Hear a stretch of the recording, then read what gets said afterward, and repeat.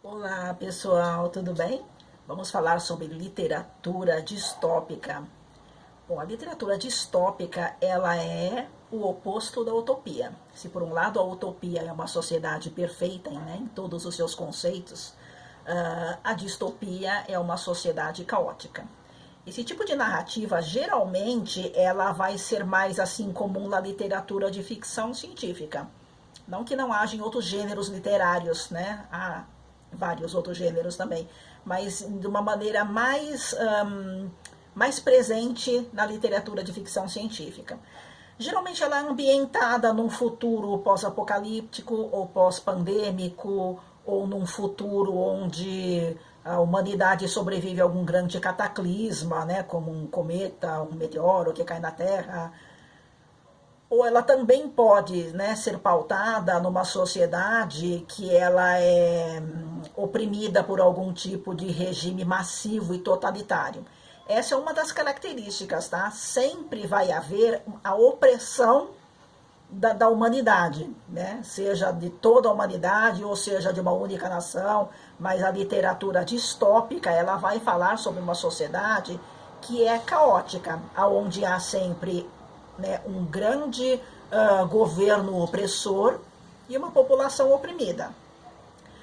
Em algumas narrativas literárias, você também vai encontrar aquela questão da narrativa distópica, onde há o elemento do estranhamento, né?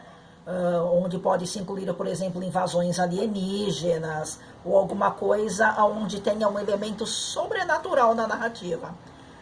Esses que têm elementos assim, como alienígenas que vão subjugar a humanidade, eles são bem comuns, eram bem comuns há uns tempos atrás, alguns literários, alguns escritores, escreverem obras com esse tipo de temática, né?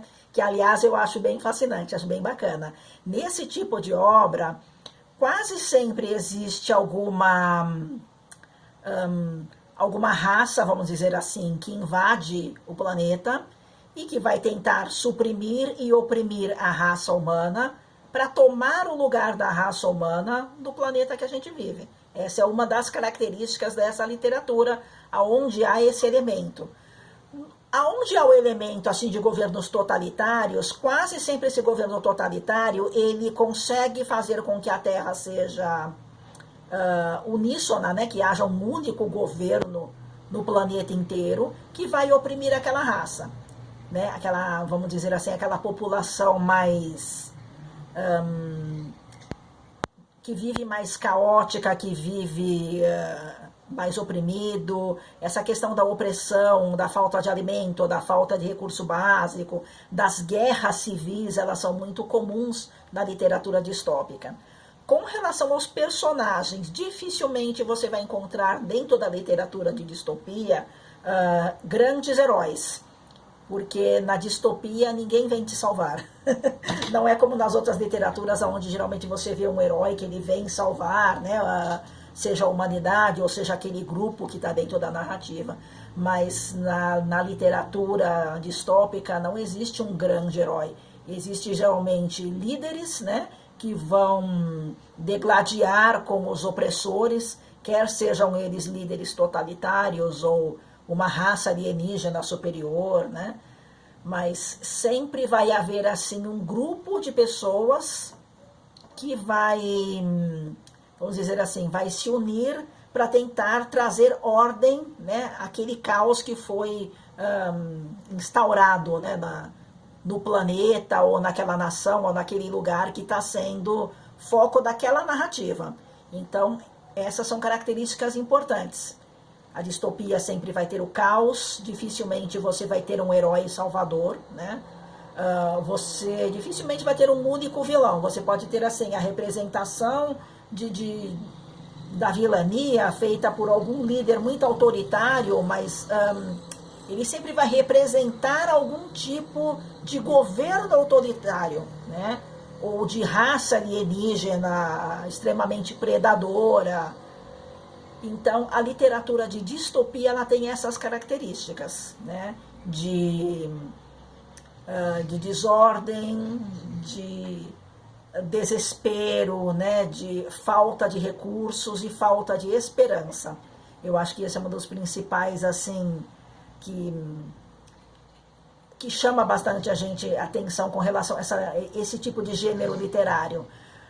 Um dos livros assim que eu gosto muito de ler para falar sobre esse tipo de distopia, não sei aí quem já teve a oportunidade de ver o filme e assistir o filme, ver o livro, né? É o Senhor das Moscas, que ele vai contar a história de um grupo de crianças que após um acidente eles se veem clausurados lá numa ilha, e para que eles consigam assim ter a sobrevivência deles, eles precisam aprender a caçar, a pescar, buscar água. Então eles precisam acessar aquilo que há de mais primitivo dentro deles, para você saber pescar, para você saber como encontrar água num lugar que é totalmente desconhecido para eles, que eles eram crianças, né, urbanas, crianças que não sabiam como que você vai encontrar água no meio de uma floresta. E dentro dessa pequena sociedade que eles vão formando, que são os garotos que sobrevivem, começa a haver rachaduras, divisões. Porque vai existir um líder de uma turma, que ele vai por um lado mais coerente, né? E vai existir um outro líder de outra turma, porque eles se fragmentam dentro da ilha, né? Em dois grandes grupos. E o líder do outro grupo, ele vai ser um menino mais, vamos dizer assim, mais competitivo, mais agressivo, né? E mais territorialista. Então esses dois grupos começam a degladiar entre eles, embora sejam os mesmos sobreviventes, as mesmas crianças assustadas, eles começam meio que degladiar entre eles, a se ferirem, a se matarem, porque o que interessa naquele momento lá é o primitivo, é o lado primitivo deles que está falando. E dentro desse lado primitivo também existe a crença, né? Aquela crença de que alguma coisa sobrenatural está agindo por detrás deles. Na verdade não havia. O que existia mesmo era aquele medo primitivo também, né?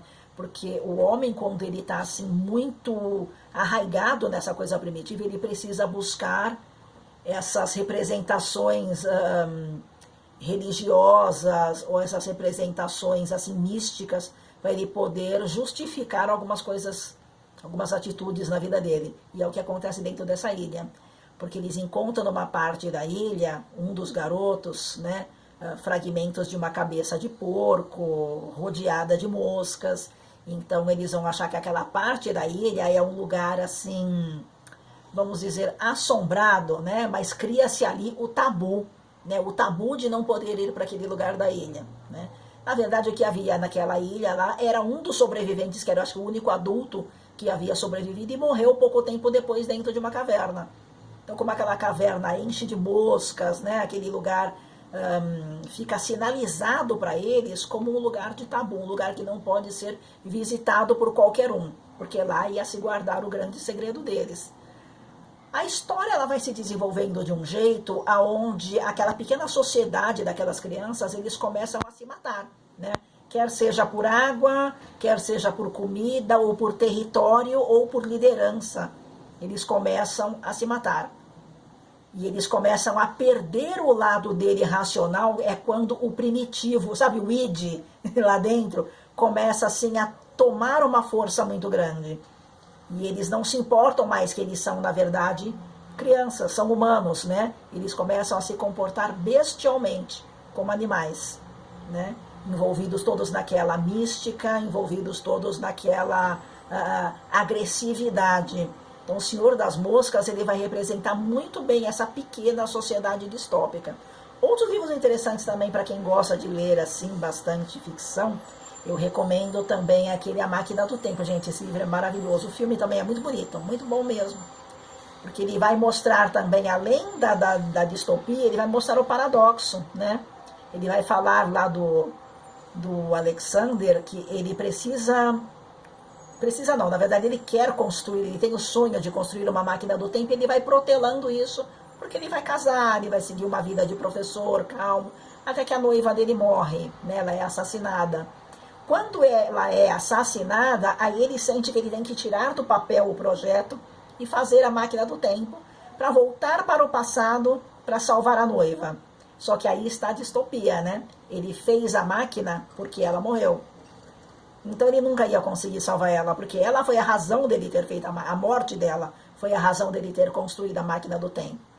Até que chega um momento que ele compreende isso, né, e ele vai para um futuro distópico muito, muito distante, onde a humanidade também vai passar por esse caos, né, de uma espécie que vive no planeta conflituar com outra espécie que também vive no planeta.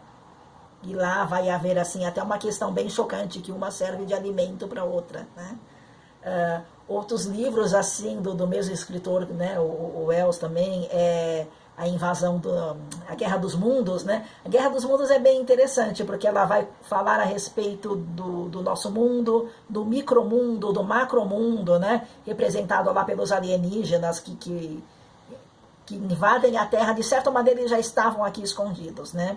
E o micromundo, que é o mundo microscópico, né, dos germes, dos vírus, das bactérias, que nós temos assim a proteção através dos medicamentos, das vacinas e dos cuidados que desenvolvemos ao longo da nossa jornada aqui na Terra, e que os alienígenas não tinham, né? Então eles sucumbiram a doenças que para nós eram, né, sazonais, comuns, né, como uma gripe, por exemplo.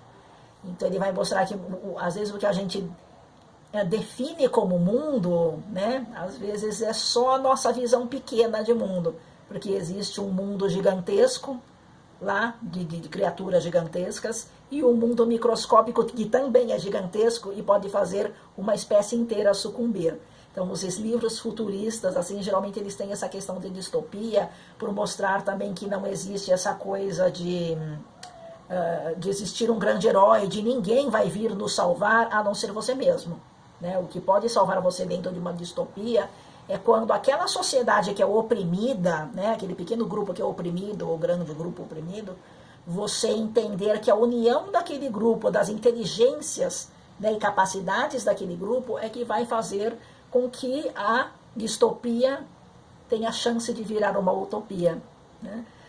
Bom, os vilões das distopias, eu acho que cabe assim, muito parecido com a questão dos heróis também, porque como não existe essa figura heróica dentro da distopia, a da vilania também não é tanto, porque a vilania tanto pode ser assim, um ser fantástico, fantasioso, como o próprio homem, né, denegrindo, matando o próprio homem. Então a vilania ela pode ser representada por atitudes amorais, falta de ética ou falta de compaixão com o outro. Então tá aí, gente, literatura distópica é isso, é tudo aquilo que vai falar sobre uma sociedade caótica, quer seja ela pós-apocalíptica ou pós-pandêmica, ou uma sociedade assim totalitária e totalmente opressiva. E tem muitos livros e filmes bacanas para assistir. Eu assisti um filme recentemente, para quem gosta, eu vou recomendar aqui, gente, é um filme assim famoso, se chama Filhos da Esperança. Eu acho que a tradução em inglês, porque geralmente sempre tem, o nome é sempre adaptado, né? Se não me engano, acho que é O Filho do Homem. O nome, a tradução, o livro, né? O livro e o filme em inglês é O Filho do Homem. Aqui no Brasil, se eu não me engano, acho que a Netflix exibiu esse há um tempinho atrás, não sei se ainda tem no catálogo deles. Mas se tiver, dá uma procurada aí, Filhos da Esperança. É um filme assim que eu não vou contar, mas teve uma cena lá na metade, quase no final do filme, que eu tive que pegar a caixinha de lenço, porque é uma das cenas mais emocionantes que eu já vi. Muito, muito bom. E é um filme que ele traz assim valores a respeito do que é considerado etnia, raça, né, ou o que é considerado assim a salvação para a nossa vida, né, para nossa vida nesse planeta.